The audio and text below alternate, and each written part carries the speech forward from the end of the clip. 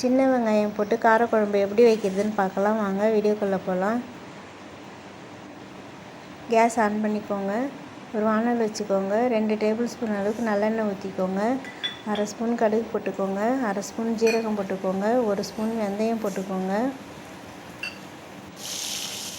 கொஞ்சமாக கருவேப்பிலை போட்டுக்கோங்க. ஒரு கைப்பிடி பூண்டு போட்டுக்கோங்க. 2 கைப்பிடி நிறைய சின்ன வெங்காயம் சேர்த்துக்கோங்க. முழுசாக சேர்த்துக்கோங்க. கட் பண்ணாமல் முழு வெங்காயம் போட்டால் தான் டேஸ்ட்டு நல்லாயிருக்கும். இப்போ இது கிளறி விட்டுக்கலாம்.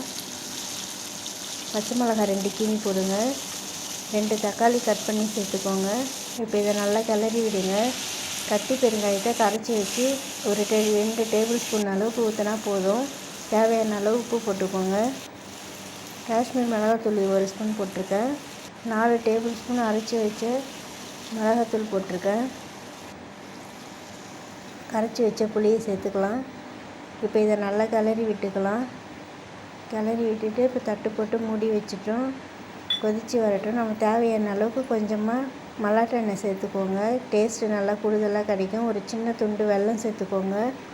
இப்போ கிளறி விட்டுட்டு மூடி வச்சிடலாம். இப்போ நல்லா கொதித்து வந்திருக்கு. இது இன்னும் கொஞ்சம் சுண்டி வரணும். நல்லா சுண்டி வரும்போது எண்ணெய் பிரிஞ்சு வரும். அந்த ஸ்டேஜில் நம்ம இறக்கிட்டால் போதும். இப்போ ரெடி ஆகிடுச்சு பாருங்கள். இப்போ இந்த ஸ்டேஜில் இறக்கிடலாம்.